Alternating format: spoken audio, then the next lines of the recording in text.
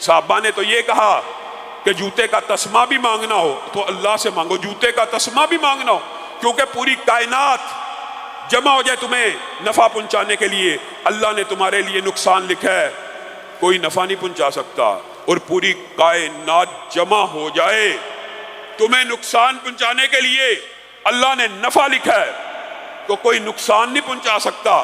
پوری کائنات نفع پہنچانا چاہیے، اللہ نے نقصان لکھا ہے، کوئی نفع نہیں پہنچا سکتا۔ یہ حدیث کے الفاظ ہے اور مفہوم ہے۔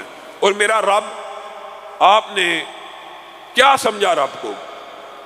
وما قدر اللہ حق قدری، میں نے بھی اور آپ نے بھی رب کی قدر کوئی نہیں کی۔ ہم رب سے مانگ رہے ہوتے ہیں اور ڈر ڈر کے مانگ رہے ہیں۔ تمہارا رب سخی ہے، جواد ہے، جب اس سے مانگو تو جنت الفردوس مانگو، سب سے اعلیٰ مانگو۔ اور میرے بھائیوں، کون سی ایسی چیز ہے جو رب عطا نہیں کر سکتا؟ اور یہ درگاہوں والے، یہ گدیوں والے، یہ حجر، یہ شجر، یہ مختلف قسم کے لوگ یہ آپ کو دے سکتے ہیں لیکن اللہ نہیں دے سکتا۔ وہ کون سی ایسی چیز ہے؟ ایک حدیث سن لیجئے، شاید کے بعد سمجھ آ جائے۔ رسول اللہ صلی اللہ علیہ وسلم نے سمجھانے کے لیے آپ کو اور مجھے ایک کلیہ بیان کیا، اور وہ کلیہ کیا ہے؟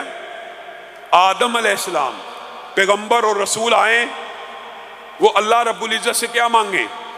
وہ اللہ رب العزت سے دنیا اور آسمان کے مابین جتنی چیزیں ہیں ساری کی ساری مانگ لیں۔ آدم کا بیٹا ہے وہ بھی مانگ لے، اس کا بیٹا ہے وہ بھی مانگ لے۔ مفہوم حدیث یہ ہے، آدم سے لے کے قیامت تک 1 خرب 10 خرب 20 خرب جتنے بھی انسان آنے ہیں وہ لائن بنا کے، قطار بنا کے اللہ رب العزت سے مانگیں، اور مانگے بھی کیا؟ زمین و آسمان میں جتنی نعمتیں ساری مانگ لیں، اور اللہ تعالیٰ زمین و آسمان کی ساری نعمتیں ایک اکیلے آدم کو نہیں، یہ 10 20 30 خرب انسانوں کو عطا کر دے۔ تو اللہ کے خزانوں میں، میرے بھائیوں، اس حدیث کو سننے کے بعد بھی اگر ہم رب سے مایوس ہو جائیں، امن یجیب المضطر اذا دعا، کون ہے جو مشکلوں کو دور کرنے والا، مصیبتوں اور پریشانیوں کو دور کرنے والا، حاجت مندوں کی حاجت روائی کرنے والا، گنج بخش، داتا، دینے والا کون ہے؟ کہا یہ ساروں کو دینے کے بعد بھی اللہ کے خزانے میں اتنی کمی واقع نہیں ہوتی جتنی تم سمندر میں ایک سوئی ڈالو۔ کوئی بندہ جب سمندر میں سوئی ڈالے، اس کو نکالے تو اس سوئی کے اوپر ایک قطرہ لگا ہوتا ہے، اس قطرے سے سمندر میں کچھ نہ کچھ جو کمی واقع ہوتی ہے، اور کتنی کو ہوتی ہے؟ جتنی کمی اس قطرے کو نکالنے سے سمندر میں واقع ہوتی ہے، اللہ کے خزانوں میں اتنی بھی کمی واقع نہیں ہوتی۔ سارے انسانوں کو زمین و آسمان کے مابین جتنی بھی نعمتیں دیتا چلا جائے، پھر بھی خزانے ختم نہیں ہونے والے۔ آپ اور میں کس مغالطے کا شکار ہیں؟ اور میرے بھائیوں، یہ باب دعا کا اتنا طویل ہے، اور اس کے اندر واقعات انبیاء کے، صلحاء کے، شہداء کے، اولیاء کے متعدد ہیں، بے شمار ہیں، کثرت سے موجود ہیں۔ لیکن میں چاہتا ہوں میں آپ کے سامنے چند گناہ گاروں کے، عام لوگوں کے واقعات دعا کی قبولیت کے رکھوں۔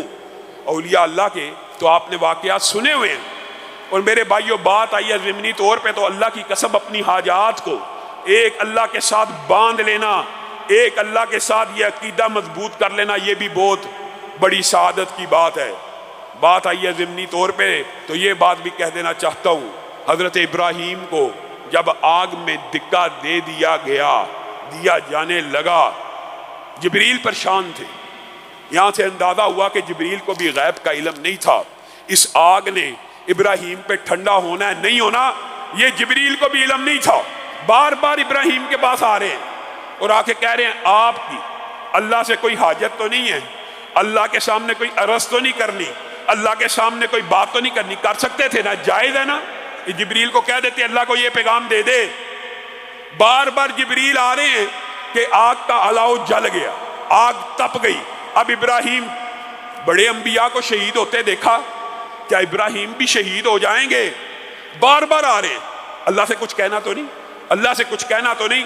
آگ میں دکا دیا جانے لگا ہے، جبریل پھر پاس کھڑے ہیں، ابراہیم کوئی اللہ سے حاجت ہے، کوئی بات ہے، کوئی بات مجھے بتلا دیجئے، میں آپ کا پیغام لے کے چلا جاتا ہوں۔ ابراہیم نے اس وقت کیا کہا؟ اے جبریل آپ خاموش ہو جائیے، مجھے آپ سے کوئی حاجت نہیں ہے، حسبی اللہ، میرے لیے میرا رب کافی ہے۔ جبریل کو کہنا گناہ تھا؟ جبریل کو پیغام دینا گناہ تھا؟ حسبی اللہ، میرے لیے میرا رب کافی ہے۔ تو پھر وہ آگ بھی ٹھنڈی ہو گئی۔ اور قربان جائیں، یہ صرف ابراہیم پر ٹھنڈی نہیں ہوئی، آج بھی یہ واقعات حدیث کی کتابوں میں بھی موجود ہیں۔ ابو مسلم خولانی اسود انسی نے جب نبوت کا دعویٰ کیا تھا یمن میں، اس کے سامنے پیش ہوئے، اس سے مناظرہ مجادلہ کیا، اس نے کہا آگ جلاؤ، اس کو آگ لگا دو۔ آگ لگائی گئی، ابو مسلم خولانی کے اوپر آگ نے اثر نہ کیا۔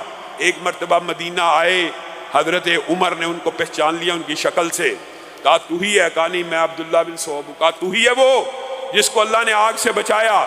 پھر انہوں نے حضرت عمر کے اصرار کے اوپر بتا دیا ہاں میں وہی ہوں جس کو اللہ نے آگ سے بچایا۔ پکڑ کے حضرت ابو بکر کے پاس لے گئے اور کہنے لگے اللہ تیرا شکر ہے، تو نے مجھے اس وقت تک موت نہیں دی جب تک میں نے امت محمدیہ میں اس شخص کا دیدار نہیں کر لیا جس کے لیے آگ کو ایسے ٹھنڈا کیا گیا جیسے ابراہیم کے لیے کیا گیا۔ اور ابو مسلم خولانی نے آگ میں جانے سے پہلے یہی الفاظ کہے تھے، اللہ جس طرح ابراہیم کو آگ سے بچایا تھا آج مجھے بھی آگ سے بچا دے۔